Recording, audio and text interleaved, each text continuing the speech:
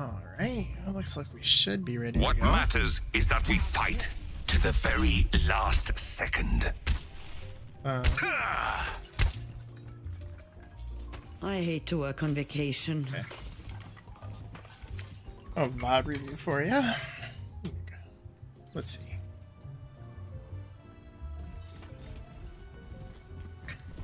Hi there. 5, 4, Sojourn, Reaper, Ram. 1. Attackers incoming. Daily want to be at the Defend door when the match objective starts, but that's okay. Let's get this done. Breaking them down. Tank a little bit. They said you don't want to hear much about positioning, so I will comment and reflect on some. I'm just gonna kind of just do it as norm, but I'm probably not gonna try to pick your brain too much, unless I think it's like a really bad positioning choice. Like this one, for example. I think this is a poor positioning choice, but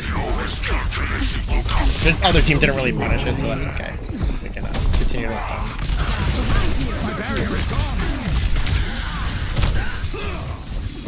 Stay near the immortality field.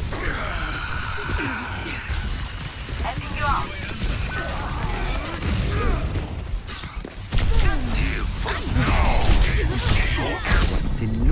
Disrupted.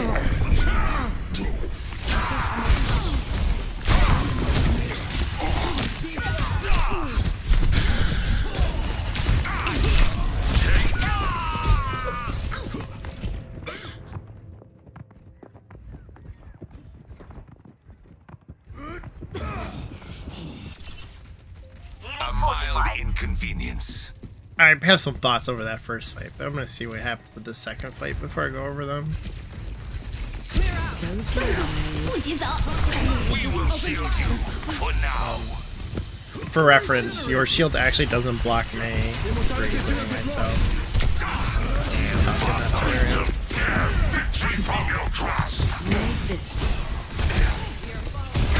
I think your controller sensitivity might be too loud. Get in there.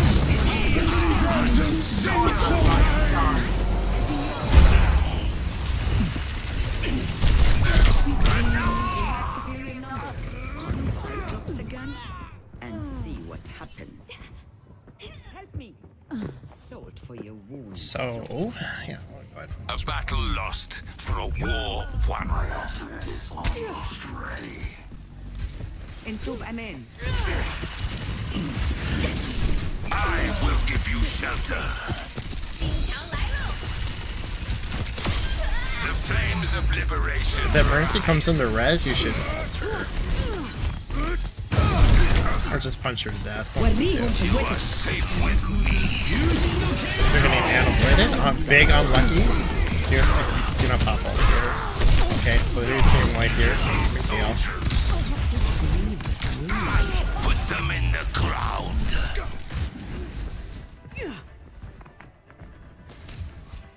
Zenyatta is here. 60 seconds remaining. Area denial. The barrier has fallen.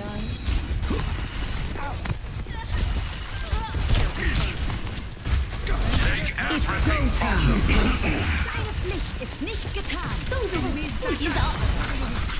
I will speak to you in the language you understand. Like, for reference, that Mei is ulted twice, right? 30 seconds. Like, so she's gotten one of the more expensive ults in the game. She's got two of them. Off these ones. Well, I mean, don't do it now. You guys are gonna win this fight. I think you're holding on to your ult way too long. Obviously, there was like when they nano bladed, you guys probably weren't gonna win that fight unless you like changed course and like went after the healers. But you would have much from that. Objective A captured. Escort You know, you can hear someone above you. Like, you know he's there. He's probably at high ground now, but so what would you? Like, staying here is not going to do you much good. You saw Mei's the ice wall, so you should be aggressive on her. She has no abilities now. This would be a great time to be there and ulted. Even your Zen ulted, but you're still holding on to, like, You kind of missed that opportunity there. Like,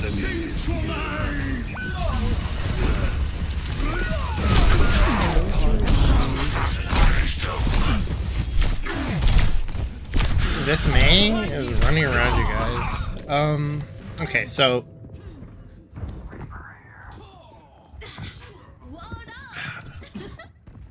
we have to talk about Clever tactics. Like- Finally. a couple things. A couple things I see that I feel like could benefit from, but the main thing I have so far is that you can push Sigma out of distance. Breaking them down. Also, if I ever stop talking, it's probably because I got a work call. I just kind of do this in my free time. Talking about the game. For now. Not hyper competitive, so sorry in advance, but I certainly noticed a couple things. So, what? Yeah, you're gonna wait for this match to end before you all together. It's go time. I know you gotta be near them, but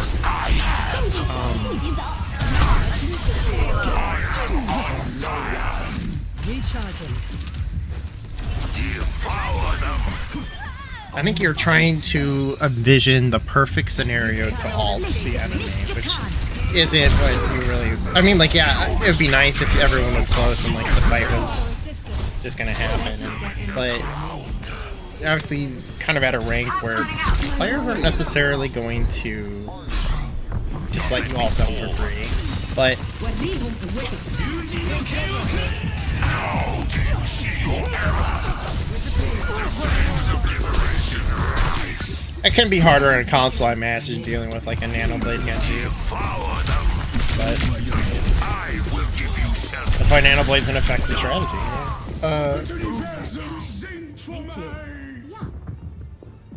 I'm guessing things are going to go forward in the next round too. So let's go back.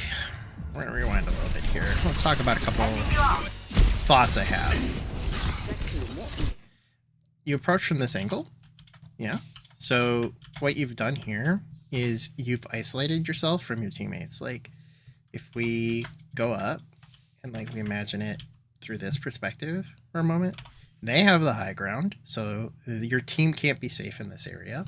They have the long sight lines here, like of the main line here. So both Genji, Mercy, and like Sigma can like hold this space, so they can't escape the Mei above them by going here, right? So it's like, oh, let's just go this way. But now that kind of commits you into this corner, right? So rather you have even less escape choices here, and it allows to reward their aggression. Now, for example, especially when you're going up against a Mei, like if the Mei wasn't up here and she was like down here, she could like wall you off or like separate you from your team. And since you've already done that for yourself, she doesn't really need to, right? Because now you're at an angle where neither neither support can really like follow you here. I'm looking for Moira. She might be in Blink or something at the moment. Or no, sorry, I'm looking for the last hero. So Soldier's gonna go up here to approach this Mei. So in that same token, what you want to be doing in this scenario is you want to be like here, or like specifically here, fighting out the Sigma. Sigma struggles a little bit with Ramatra because you can hit him through his shield and he can't really hit you through yours, and you're bigger than him, right? But obviously you have the Ana to fear. So you could be, taking a slightly different angle, but overall you're not going to be able to do much from this angle because your damage and non-nemesis can be kind of weak. You're not really going to scare too many people, and they're getting value from having their Mei up here. It's like, well, why don't the DPS just like go up there and deal with it? But that's because the Ana is back here. Now, if you take the space from the Sigma, for example, and you put it here, Sigma has to go this way logically. Like, he's not really going to want to go upstairs or anything like that because he's going to want to retreat back to point. And then that leaves this Ana open where she has to like go up and leave. So like you kind of go from here and like work your way up. Your main best resource as a tank is your health, right? Because you have more health than everybody else, especially as Ramatra, as you know, like you can block, and if you block, you're pretty much invulnerable as long as there's like a healer around you. Oh, there's your Anna. I couldn't find her for so long, but so your healer, you went here, your healers don't have a line sight of you, and they can't help you, like in this scenario, right? Because you're over here. And worse is that if they do want to help you, they have to like look at the enemy, which is like the Sigma, who really wants to shoot them. He doesn't really want to deal with you because you're annoying to deal with. So when you're Ramatra, yeah, you're ideally your targets are like sure like the supports, but like you need to also push them out so that like if you push them out here, now this Mei is up alone, and it's easier for your DPS to like jump on her, and she has to like kind of make that choice to like how she wants to proceed. You could also go upstairs too, but as you know, the Anna's here, and this Anna has two roles. Like, think about Anna for a moment, like how she would play in the game. Like, what is Anna's objective? She wants to keep the tanks alive, and she wants to get very good use out of her sleep and her nade, both which will work really good against tanks. I mean, with the recent change with the sleep duration being lower on tanks, obviously it's a little less important, but especially in Ramatra, where it's like she can sleep you pretty much no matter what, unless you have your shield to protect you from her sleep. Especially during your like annihilation, for example, which could be one of those things you were waiting for with like why you were holding your ult so long as like you didn't want to get sleep by Anna. But if you always put, but you have to think about it this way: if you put the order on her lap, it's like, okay, I'm not going to annihilation until you sleep dart, then she's just never going to sleep dart. Like, who's she sleep dart on this team? Either the Reaper Death Blossom, the Soldier and Overload, and you. Like, those are the three targets she really wants to sleep. She doesn't really care about Anna or Bap nearly as much. So chances are you're going to eat most of her abilities, because when you go in, she's going to use those. And that's kind of the idea here, right? Reaper's not really that great against this comp, but we're kind of at metal rank, so it doesn't really translate to anything, because it's like, yeah, you could say that, but a good Reaper could still probably win against a Mei. The Genji Nanoblade, obviously, and this is what I was going to try to get at, is like, why the chances are you probably lost this game. Why? Because they were comboing two ults together, right? That could be really like the fundamental, like, just by comparing those two alts and making like that, there's always going to be that team fight you will lose because your team is not equipped to handle the problem, right? Because you guys are running Bap Anna, which doesn't, I mean, unless an Anna hits a wicked sleep, which probably isn't happening at this rank, you're putting too much hope in that your teammates are going to solve those problems. So it said you have to solve that problem. What's that mean? It means that Anna, especially in a fight, is like a high value target. So if she dies, then your fight becomes exponentially better, because now either Mercy has to go res that Anna so they can do their nano blade, or they'll just have to do a dry blade, which is like way more manageable than that. Mei is creating a ton of value for her team because she's maintaining the high ground, which is like one of those fundamental things, right? That I was kind of mentioning in my post, is like by you keeping the high ground for her team and denying it to your team, she creates this scenario where she gets more value because your teammates really can't do much against her, because they have to like challenge her up there and she can outdamage them. So does that mean you can't play Ramatra in this? It's up to you, really. But if you're going to play, you have to play in a way that deals with the other teammates then, rather than just like kind of securing off angles that don't really work. Like, you're going to have to be the main angle, because so say for example, you push up here and like you take this space, right? Say maybe it goes this way and Anna has to like go up this way. But if you can push this Anna out, you're denying the person who's probably going to create the most problems for your team, kind of in that sense, the ability to do her job. And like, now that she's moved away, that means this Mei has no support. Yeah, she can do a lot because Mei's pretty survivable, but she's not actually that scary. She's scary when her whole team is behind her. That's what makes Mei scary. Putting your shield up also to just like negate some damage is also usually not ideal, but I kind of understand why you did it here. But you really like, yeah, I would say going Nemesis form and chasing the Ana when she's going here would have been like really valuable. Which you do, which obviously has been saving her sleep just for you. So yeah, and you're doing the right thing here. But this kind of still goes to that like your isolated kind of situation. Like, see, you kind of, as the fight has progressed, what did I say, right? We knew they were going to go back this way. And so Ana, even though she went the really risky path, which is like way riskier than just going up this way, I would say that when she went down that way, it was a mistake. And if your team would have punished that mistake, it would have went better.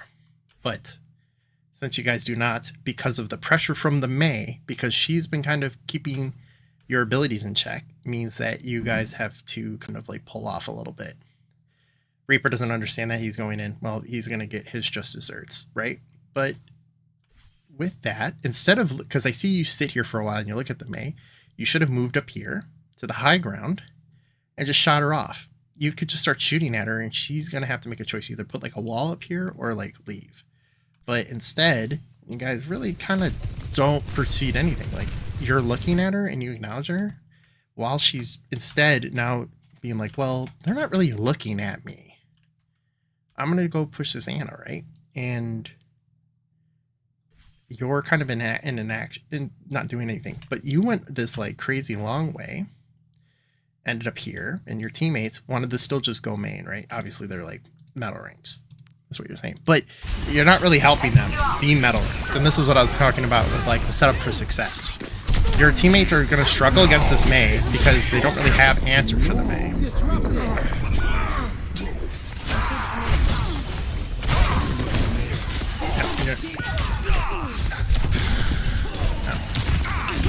So, yeah, the fight was already kind of over here. So there's not much you can do on that front. This is you're kind of at the mercy of the attacking side, is that you have to spend resources to like kind of take space, whereas they can like reserve resources to try to solve problems, right? We will shield you for now. I don't know what you're sitting here waiting for. You should really have gone around it.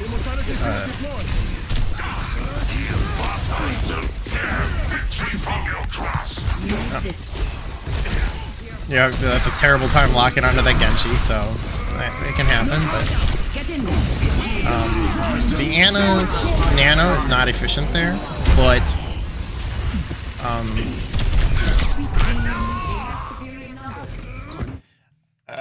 reacting to the information that is coming to you is also important. So like, say for example, that Mei puts that wall up, it seems like you don't really know what you should do at that point. Like you're at this point where you're like, I don't know which way I should go, right? Because this is like, there's a Mei wall here and you're just kind of swinging your mouse. Like, we have to make the assumption that when the Mei wall's up, that they're gonna have to come from this point. There's no reason to look at this. Don't ever bother trying to destroy Mei wall unless you're Bastion or like maybe Reinhardt, right? Because chances are your damage isn't really gonna go blue through that, and even if it does, the wall doesn't last that long. So that's only in like really high tense like moments where one of those, for example, would be I guess, yeah, obviously you have the Nano up, right? But you should be waiting for them to either come peek this, or you should be waiting over here till the wall comes down. Because what happens is that the wall comes down and you know that you can't see through it. So you move closer here, right? So you're like, I'm going to go be here because like I'm going to go shoot the enemies. But you're kind of standing here in the open and you don't really have any other angles. And you're about to face like the whole brunt of this team, kind of, so to speak. Where is Genji? Did he die? Yeah, he did die. So like right now you guys are in that like kind of 4v5 scenario where it's like, even though we're using ults, we're not like gaining that advantage. And we're also shy one of our teammates still because they are rezzing. So, Anna used her nade on herself and Reaper, so that means you guys have already kind of spent that resource, so you're not going to get much out of that. Call me Cyclops again and see what happens. Let's fast forward. The flames of liberation rise. Basically, we have to make choices when the game is being played. So, like, we know if we're good with our timings, we know that we just got naded. So that's like 10 seconds that Anna is going to be without probably the weapon that would kill you. If I was naded here, I would immediately run at the enemy, try to get this sleep out too. And if I do, and like they accidentally wake me up, I'm going to ult them. For example, like this Sigma can't protect himself from my Nemesis form. So I would be in Nemesis form already, punching, or like first I'd approach here a little bit, but I'd be trying to punch him out. Like you could take this all away from him. He doesn't even deserve it, especially without the You are safe with She's going to panic, use the Genji, and then, yeah, the Genji's going to go in. So what I would recommend is going in and counter ulting the enemy here, because you need to take the stress of the rest of the team off of your teammates. I noticed that you kind of been looking at this Genji as he nanoblades. It's not a sight for sore eyes. Don't turn and look at the Genji. You can no longer solve that problem when he's nanobladed. Your new problem is killing the healers and like trying to like create a new value for the team, because chances are, if you, I mean, you could just say that, well, this fight's lost, right? I mean, there's a chance you could go in there and maybe, we know that Anna used her sleep. She used her nade and her nano. She has no abilities. Mercy doesn't have her ult because she used it last fight. We could be in there like really hurting them, because remember, even though he's nanoblading here, think about the grand scheme of things. The truth is that we are near pretty much the first point of the map. This is arguably one of the first contestation points. It's like this area. Your spawn's right there. It's like 5 seconds away. Like, yeah, sure, he went in and he like blew your teammates up, but you guys should be getting ready for success. Whereas if they die here, like if you get that Mercy or that Anna, they are huffing it back. Like they are going to be miles away, which means you can take the flow of the game and push it back into your favor using your ult or your abilities. Like, sure, is there a chance that like you ult in there and like you don't get anything? Well, you didn't set yourself up for that success. Like the opportunity became apparent after he used his accretion, which is now, you know, still on cooldown. Obviously the fight's already happened, but he used it at the start here. So look, there is this opportunity after that rock and you got naded. Okay. They have no more abilities. He has no abilities here. Like he is looking to hold this area, but he has nothing to contest you with. Same with Anna. Okay, she has her sleep still. I think she uses it here after the nano. But she already used her nade on you. So like they have way less resources than you guys do, right? Because she's kind of being under threat by the sword run at the high ground. Your sword run like went up there, which is like really good. But obviously she's probably can't do anything against this nano blade. But there was an opportunity. You're powered up. Get in there. For you guys to take over that situation and like make it your own, but instead you end up behind. I gotta pause for a moment. I apologize.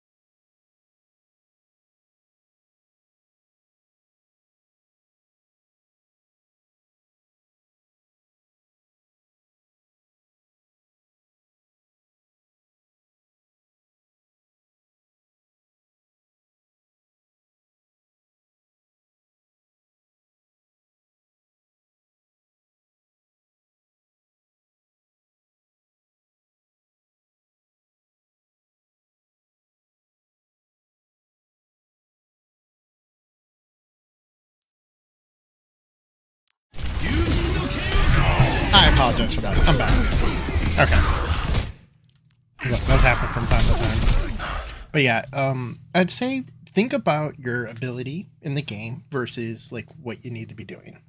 So like trying to punch the Nano Genji is not only going to be extremely difficult because he's very hard to hit when he's just jumping around like a maniac, but also even harder to hit when he is getting his blade reset on cooldown because of every person he kills. So think about that in the future. Like when you're fighting, it's like, who's a really good target to aim at? The other tank? Sure. The slow Ana? Yes, because they can't dodge. And you're going to be assisted in hitting them. Whereas you're probably maybe going to hit that Genji, but he's got 2 supports still like aiming at him. So even if you do hit that Genji, chances are he's going to not take any damage. Like we see the Mercy beam here, right? You will never kill that Genji. Like not even if you didn't have the damage reduction of Nanoblade, you still ain't gonna do anything. So it's like, that's why it's like when a Nanoblade comes out, your kind of choice is like to either just commit and like try to win that fight by creating that space, or just, you don't maybe have to use Annihilation. I would just say run at that Ana and just go pummel her. She could sleep out of you, whatever, it's 3 seconds, but if you can kill her or Sigma, your team will be way better off than you trying to chase down a Nanoblade Genji that you will never kill. He will never look at you. He doesn't care. Why doesn't he care? Because he's killing everyone else. In these scenarios, it's easier just to kill the team that's supporting their tank Area denial. than just leave the tank for last. Because it's like, yeah, we don't really need to kill the Ramatra. Like, he's not really doing anything, right? He's like, oh, he's kind of here. He's shooting at us. It's kind of like, this isn't really... See, like, Genji's just not a good target to aim at. I would say aim at the nice, slow targets, the predictable ones. Not recognizing that Genji's on your Zen, and just kind of, it's kind of weird. So there's a little bit of object pertinence, I say, going on there.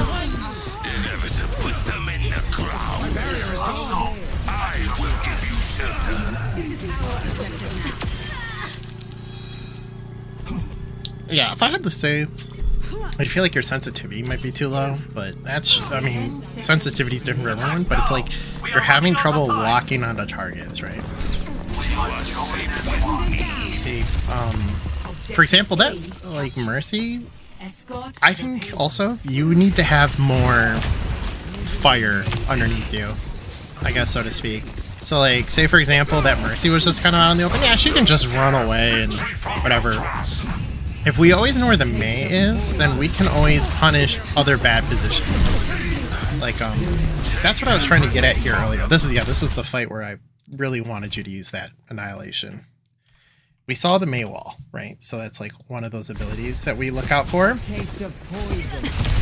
Ice block. This means now Mei has no abilities. She literally can't save herself. She needs her team to save her. And since we've already been kind of fighting around this corner, let's take a look for a moment and think about what Ana's doing. Ana still has her abilities, so she's kind of like ready for this fight to occur, right? But this is a really bad space for them, right? Like, I want you to recognize that why this is bad space. Why? Because they just used both of their controlling ults to do, like, to hold this area. And your team wants to come around this corner with the cart. So you're going to have a moving piece of cover that's about to come, right? Their only options, if a team fight, so like, imagine for a moment, let's just call it like the team fight the moment, right? Like, if a team fight broke out, like, which means is like suddenly everyone starts using their ults and like we just start going in on the enemy, right? What are their options? Well, you eventually will know, is like the more you play the game and like the more you like recognize kind of like, oh, I think so-and-so has their ult. We know Mei kind of used her ult just recently. So she probably doesn't have that. We know we just got nanobladed technically in the fight before this. So they don't even have their scary ult. They just have Sig Mercy ult, apparently. So instead, like if you spend your time thinking that your enemies are always going to have their ult against you, then you'll never find any openings against the enemy. You have to look in between the uses of their resources to like create those openings. So like I would say that Mei walling this and then ice blocking here was what we would call a major mistake, because since she has no abilities, if you were to ult right now and just run directly at her, they have no choice. Sigma would have to use his ult, and then like Mercy would probably use hers as well, right? But now you've baited out 2 ults for your one, and your one benefits because the Mei can't run away from you. Other than a sleep dart, she can't get away. Like you could keep her in your zone, and you could like. So what you would want to do is ideally put your shield up, alt, and then go in. Like use your shield, like because your shield will still exist if you alt, and it'll keep that Ana from sleeping you right away, and that allows you to like create that nuance, like that space to go in there. Going to the left here doesn't really do anything. Like where are you going? Like that's another. I've noticed that you keep trying to like swing for these. You don't need to. You just go with the enemy. It's okay. Like there's no need to go take this high ground because there's no one here. Like yeah, we want to go high ground most of the time, but since the fight's going to be here and at the cart, that's where we need to go. I'm not sure why my Overwatch minimized, but that's kind of weird. But that's what I was kind of getting at with like the setting up for success, right? Is that you see there's an opportunity here to create a team fight that your team probably could win and put them on the back foot, not give them any more resources.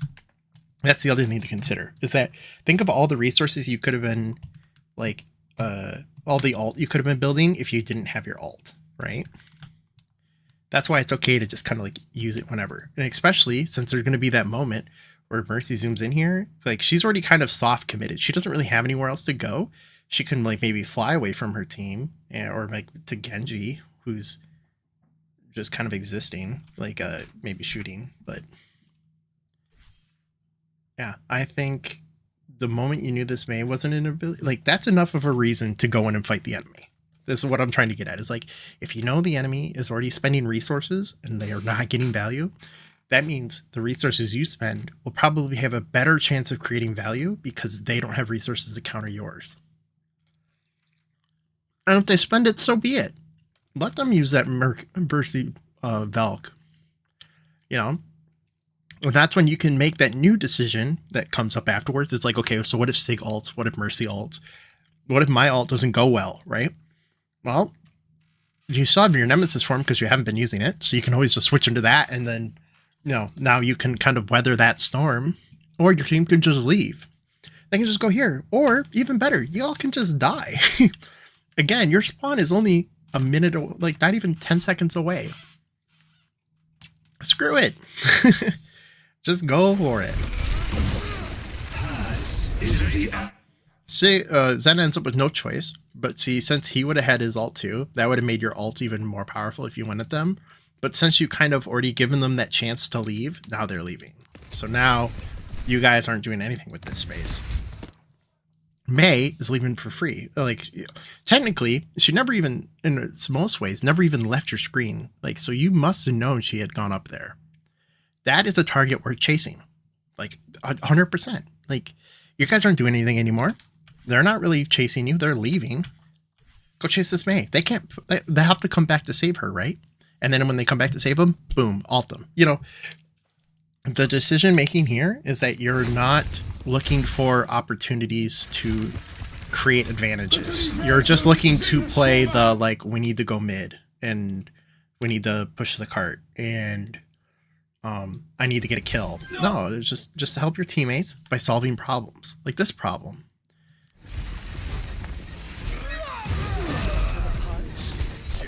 And I guess that kind of goes to what we were saying about like the level of play at lower metal ranks, is that you have to create that value because your teammates chances aren't going to create that value. All right, your Zen kind of wasted his trans, got killed by this flanking Mei. Your Moira already used her blink. She's still somehow next to a Genji, so she's gonna probably die to that. Your Hanzo got rocked. You know, it's like, yeah, you could sit here and knock all your teammates for their like, well, they didn't get anything. But it's because you guys tried to start this fight without really using any resources other than Zen ult. So obviously it's like, okay, they use Zen ult. And so your team, the enemy team is thinking the same way as you are, right? So now they're thinking in their heads like, wait, they use Zen ult and they're not getting any value. They didn't kill any of us. They're down. And if we assume that the other information is true, we know that Ram has his ults. We're going to try to pressure him to see if he'll maybe pop it. But we also saw Blink from Moira. So now, and our Mei just got, you know, like our Mei's on their flank. It's like, wait, we can just collapse onto them and they're going to just get murdered because they don't have the resources to survive this fight. Right? Right. But if you would have chased this Mei, then she probably maybe wouldn't have gotten a chance on that Zen, and then so on and so forth. I mean, we could sit here and argue about like what could happen, what could have happened, but obviously one choice now leads to a new choice, which leads, you know, blah blah blah. I'm not gonna explain all that to you.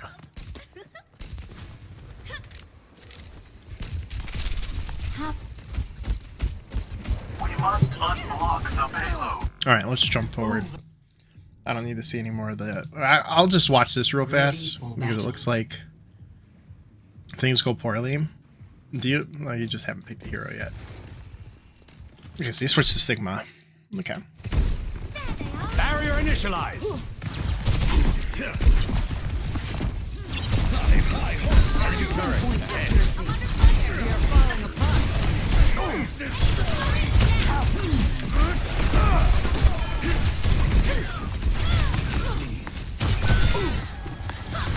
My barrier.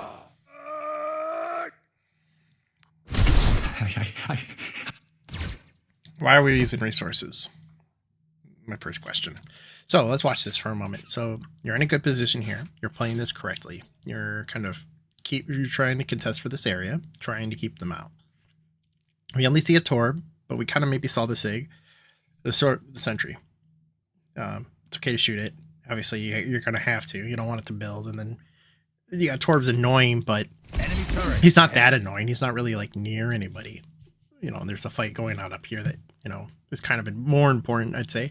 I wish your Tracer was up there, but obviously you can't control those things, right? Or sorry, that's not a Mercy, it's a Sojourn. Whatever. Yeah, that's a fine, good pressure out. When this happens, I would say bounce, consider the bounce, right? Like you can bounce your shots around his shield, and the Sig's hate it. There's nothing a Sig hates more than his shield being like useless, right? And so if you, rather than just shooting it, which creates, you know, the arguable value of him using it, you instead could be shooting around it to like get your damage in, build your ult, and also make him feel like his is useless, right? I noticed that if we pause the replay enough, the Sentry loses its like guns, but whatever. Or no, I think we just the replay system just bugged. Yeah, so you should accretion the flux or like the kinetic grasp, but it's also okay not to in some respects, because like, yeah, sure, you counter it here, but like you wasn't probably really being all that shot at. So like, oh, it looks like you missed anyway, and he didn't really actually gain pretty much any shields because he didn't suck up anything. Using abilities in reaction to other abilities depends on if it's a value, like the ability gave value or not. Because your shield's about to go down, so like this Sig's shield looks better. So this Sig also uses grasp, but he still has his accretion, which is like the stronger of the rock, right? You kind of don't want to be the first to rock in most Sig v Sig scenarios. You should be shooting around the shield, but you're going to have no choice but to use your accretion here in a moment, right? So like a good Sig will recognize that, and he's like, oh, I'm going to push forward now because I have my teammates behind me, because he's doing what I was saying earlier, you know, like kind of pushing you out this way, so you have no choice but to leave. You have to, because like you won't be able to stay here. Your Tracer dies on port, but yeah, and you can't solve an accretion with your kinetic grasp.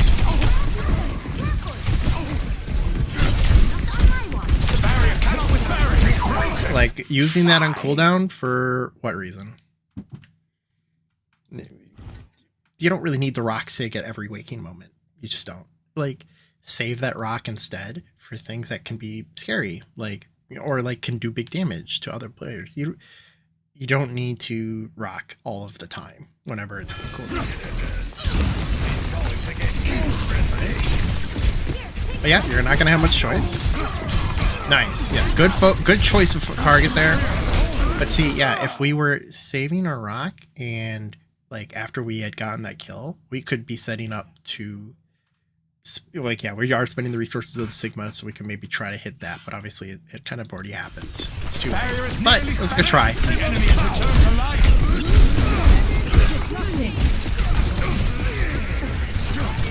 Proclaiming the barrier.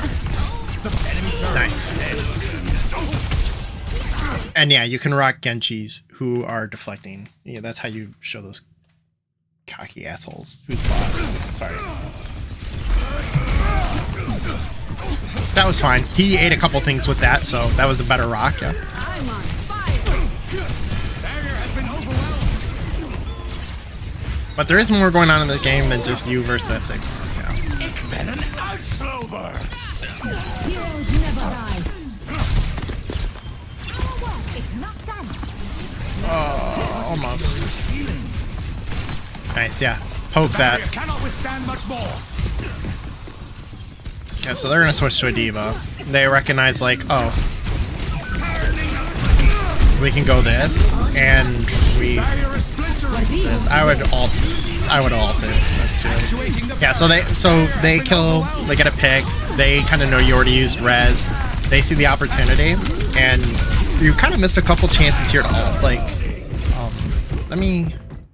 Especially in these kind of like pivotal like, oh, we don't have. Because you only have this point and then like a little bit of distance on the cart. You don't even make it to second, right? So you have to consider it's like, okay, this fight is worth way more than it would be normally than if it was just like, oh, we have to play all 3 control points, right? You only get to play 1, and then you have like the distance that you made it into the second part. So you at this point should probably be thinking it's like, well, we need to make sure we keep offsetting. We need to keep the balance of like the team resources, right? So when you lose that Bastion against the, it looks like the Genji killed him or something, I don't remember. So you need to ult essentially, and the reason for that would be, sorry, let's get back to where this was. I zoomed back really far. Sorry. So we already used ult to res Sojourn, and we already used Guardian Angel, which means the only one we only have your ult and Sojourn's ult in the tank. They have Nanoblade, right? Because we haven't seen them use it yet, and we didn't see Torb ult, but Torb wasn't really doing anything, and we just saw the tank switch. So this is still technically like their first fight. So if they're gonna have anything, it's probably gonna be Nanoblade, right? He does build it kind of quick, but that's probably because he's just been doing well this fight. The moment he dies, you are now at this like back foot, right? No, it's like you guys are gonna have to spend resources to leave. You can no longer control this area, and they could ult against you because now if it's like a metronome or a pendulum, the pendulum has swung back into their favor greatly, because remember how I was saying, oh, not only did that Bastion die, but he's not just dead. He's dead and he has to come all the way back from spawn. He's got a good, we're talking like, what, 30 seconds? So it's time to leave. And one of those ways you can leave is by ulting the enemy and making them either counter resource spend, or maybe you get a pick and like you can rebalance the fight. But essentially the main fear now is that the Genji, well, obviously we know because he's gonna Nanoblade behind you, but your team should be running. And I think when you run, you want to go this way. But also if you ult, remember you can fly during your ult. You can like go take the high ground up here and then shoot down and then like try to make the diva come up to you, which means that giving your teammates time to not be here or like to retreat and maybe hide from the Genji. also, if a Genji's posturing himself in a way like this one is, where he's like always going to be kind of just not at your main angle, but just a little bit off. He doesn't want to be your number one target, obviously, because you can't really hit him anyway. But he wants to be able to see where the enemies are. He's looking for your teammates. So he's probably thinking to himself, it's like, okay, I'm going to go this way. Well, he probably kind of already knew. Cyanna's like, okay, he either called for it or whatever. So he's like, I'm going to dash in and I'm going to blade because he gets a refresh, right? So he's like, now knows you're all going to be here. And if he gets even one more pick, then it's going to instantly be value for him. So he focuses the Mercy. It was a good rock. It was a good attempt to hit him, but obviously they already kind of had the power to win this fight. And yeah, you can totally... I'm 100% okay with trying to flex, use your ult on the Genji. If you can grab the Genji, do it by all means. But obviously it's a little mechanically tough because you have to wait for both dashes. But he did kind of use both dashes there, and you usually see him dash after the blade, and he's not really like he doesn't look like he's about to kill someone instantly. Then you can do it. But like I kind of said earlier, you don't really need to hard watch the Genji. You kind of need to solve one of the other problems if you can. That fight's lost. Okay, let's move on.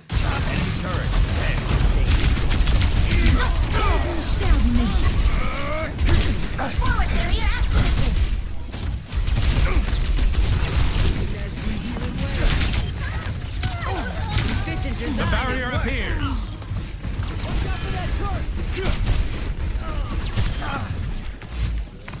Enemy turret theory is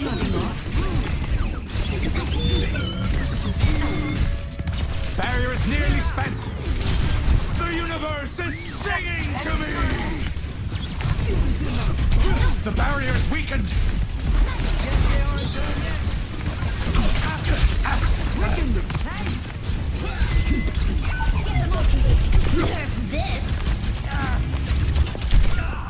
Heroes never die. You can't really blame teammates for much of anything. If that's how you're gonna die to a diva bomb, I'm sorry. Just gonna be honest with you. Look, what is that?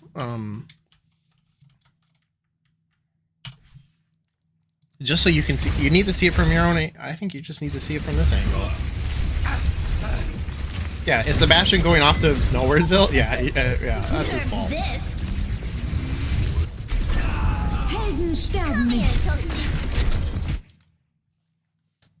Just reflect. I don't even need to say anything. Just reflect on that.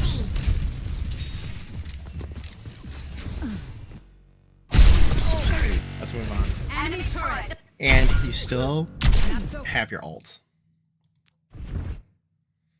I understand saving it for like good moments or like good team fights, but like you kind of let like a team fight slip underneath your clutches. It's okay to consider using your ult, especially if you like lose a teammate. Maybe it's a good time to consider using ult. Sure, it's not ideal. Like you kind of want to like use it when your team is at your best strength, but you also need to like use it to not proceed to just die. Like once your Bastion was set there, that's why they use their ults, because they're like, we have an advantage. So it's a good time to counter ult, because it's like, I need to deny you from creating even more advantage. Like, but doing nothing with it and just being like, well, we'll just wait till next fight.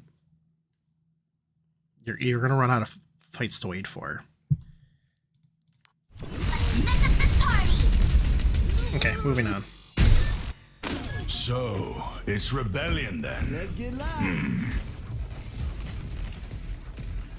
Enemy turret eliminated. Area denial. Barrier initialized.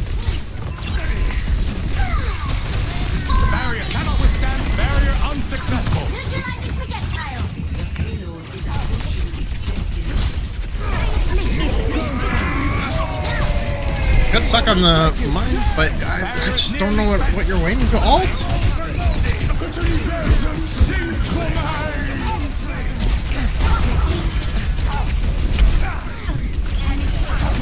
So like, yeah, it was a good ult, right? You hit multiple targets, even if they don't die. It's still a good ult. You want to know why? Because it set them on the back foot. Because that's still a lot of damage they have to solve. And so the healers are like, okay, we're gonna need to like kind of soft reset before we can like go in again. D.Va's gonna like kind of help create that space. The thing that was bad here is A, you didn't really go anywhere, and B, you exposed yourself for the ult to get slapped.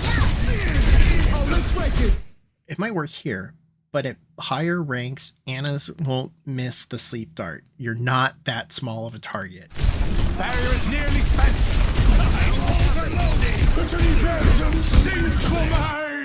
You ult, go up here.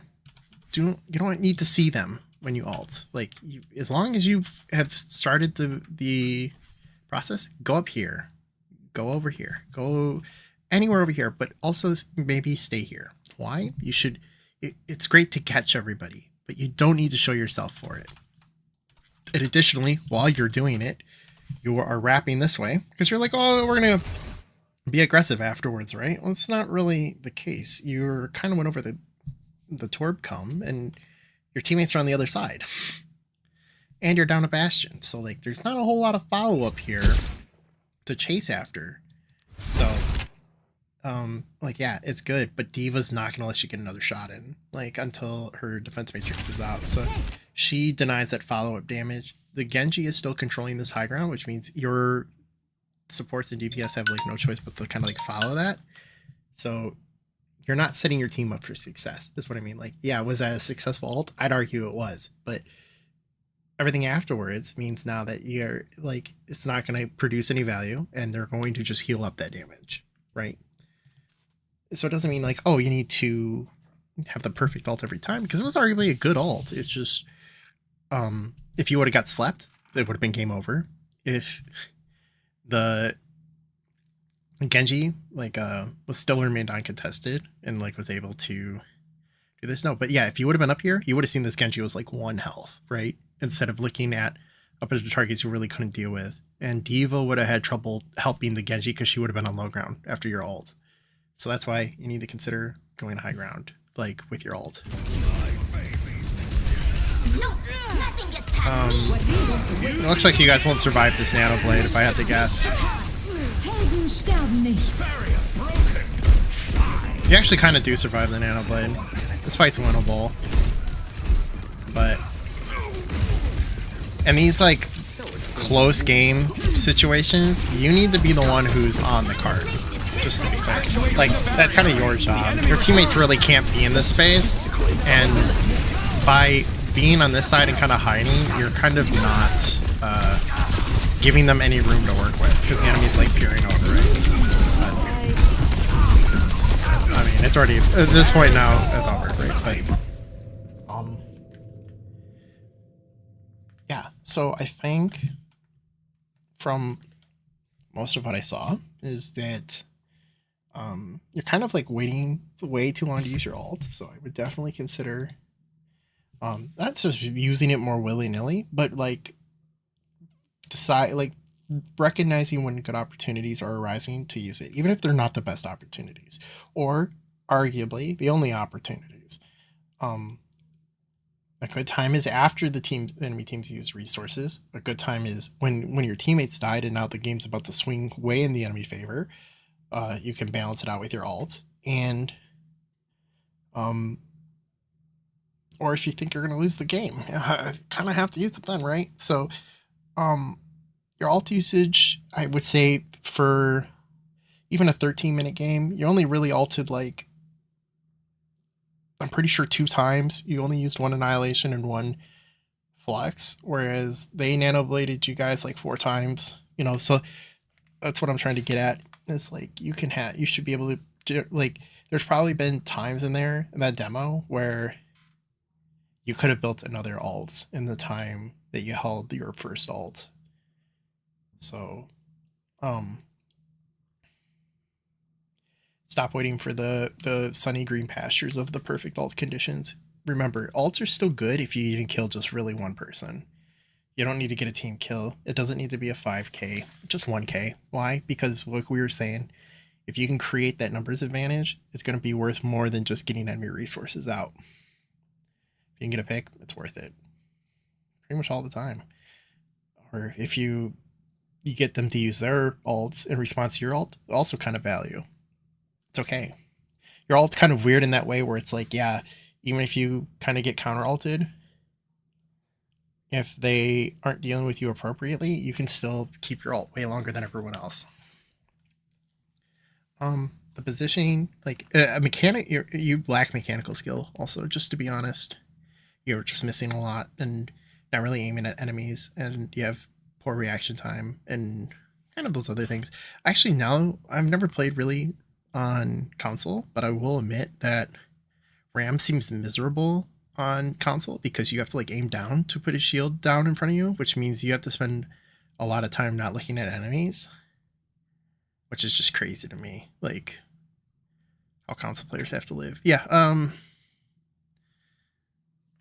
it's easy to be like, oh, my teammates weren't able to get any value there. I think it's mainly because you can't really create that value that way. Like, you're spending your resources kind of willy-nilly, especially on Sig when you were holding that first point. And kind of even that second point, you were just kind of using Rock as soon as it was available, Kinetic Grasp when you could. But it's like you did Kinetic Grasp that Tor Bolt, but I don't think it was like you intended to do it. It just kind of was like a bonus to using it. It was that he also decided to do that at the same time. So, because you didn't do it, you did yours. You used Grass first before he used Core, but that's okay. You know, whatever. Value's value. But,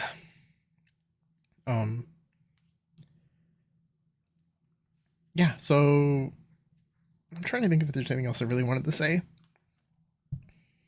Object pertinence seems to be kind of weak for you. Not playing the high grounds also doesn't help. Like when you're Sigma, it's okay to be up there at the top on that first point and like shooting down at the enemies. You can be on that bridge and you'll still get value, and you can still retreat easily through the high ground to not like have to drop down and be in front of the enemy.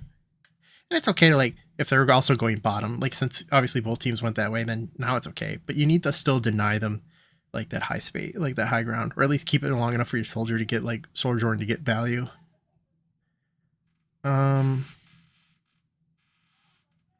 Also that map sucks. Oh well, I'm sad it's back. I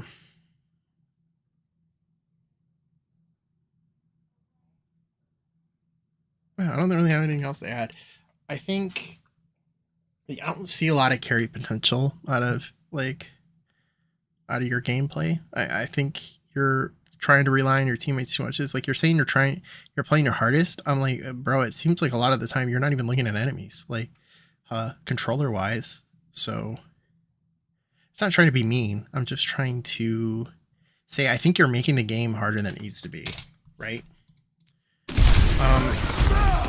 I really want just one closing thought.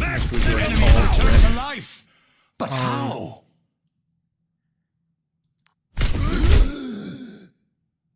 So like the enemy's coming around the bend here, right? It's like, what could we be doing? It's like, think about it this way. This Torbjorn is like running at you right now, right? He doesn't even perceive you as much of a threat. He's like, I can just run at you and right click you till you die. That's like what he's probably thinking in his head with his overload. Like he's wasting like his defensive resource to like try to push you out. Which also your grass would be good against. Well, you do switch to it, yeah. And you also get the railgun too, nice. So the grass wasn't bad. Shooting the shield, I think, is a huge waste of time. Proclaiming a barrier.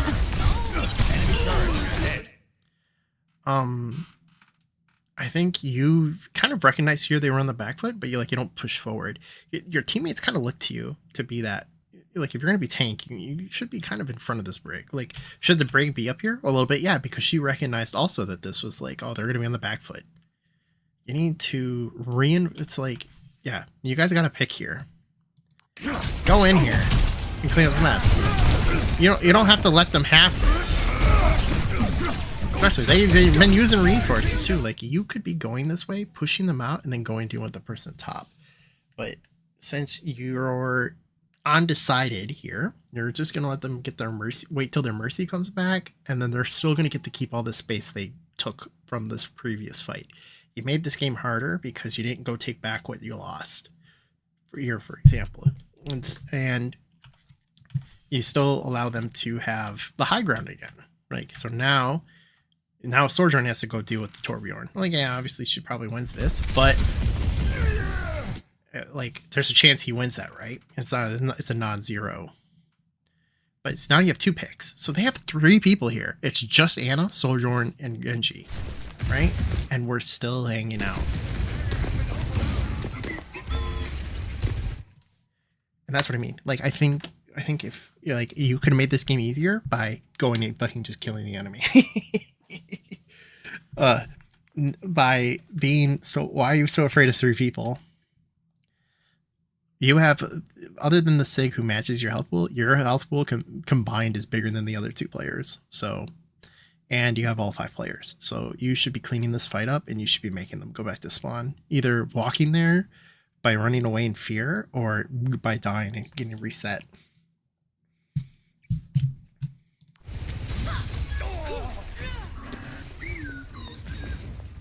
Now, okay, we finally push forward here, but we had to spend a resource to do so, blah, blah, blah.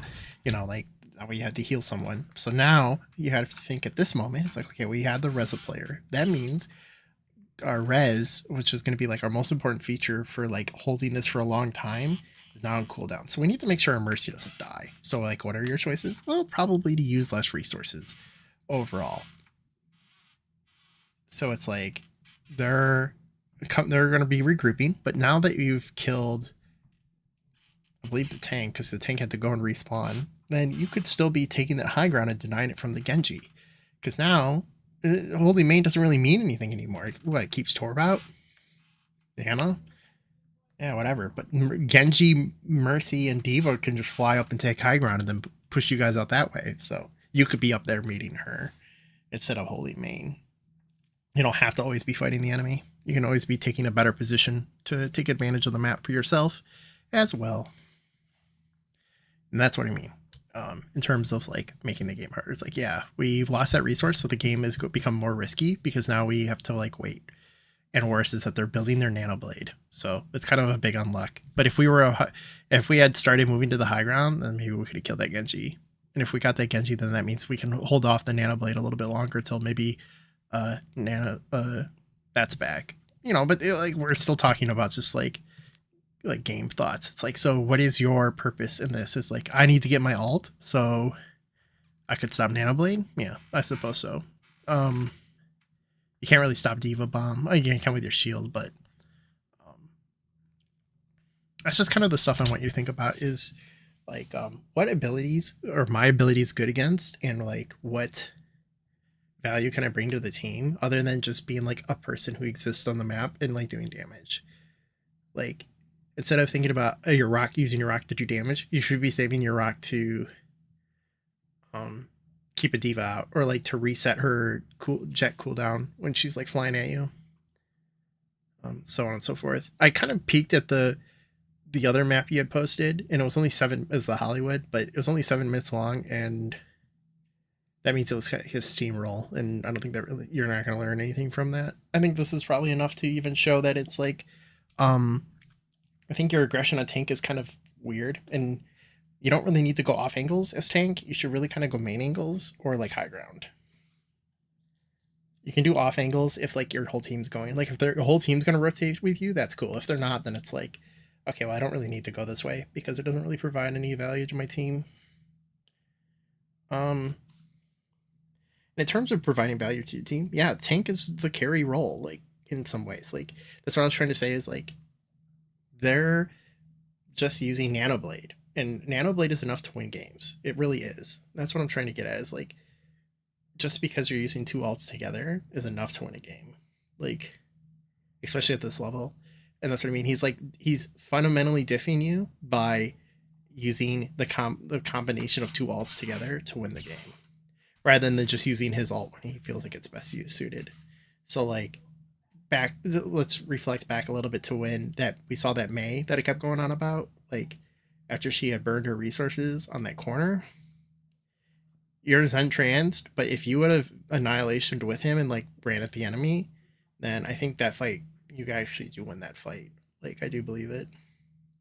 Even if they Valkyrie it or like Sig ult it, I think it's still good because then if he would have sigged ult then, because you guys used your ults, then at least your Zen's trans would have been like technically wasted. Even though he kind of did waste it, but you know,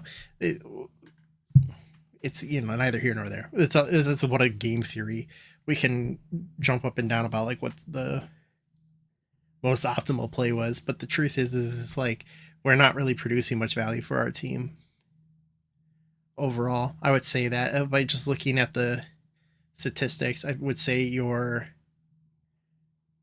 Sojourn was probably doing the most. I think your support, like the Brig Zen was kind of struggling this game, kind of like a little out of their element, admittedly, but that's also the other nuance of Overwatch is that you're just gonna end up with players who just aren't as good or are better than you. That's gonna happen. It's the nature of comp. Okay, I think that's about it. I think those are some good topics to cover. I know you didn't really want to hear about positioning, but dog, kind of the crux here. Like really high level Overwatch is really just about knowing where you can be and where you can't be at any given time. Like the ebb and flow of the game state. Like knowing when the game is favoring you and like when you should be like being aggressive against the enemy versus not being aggressive against the enemy.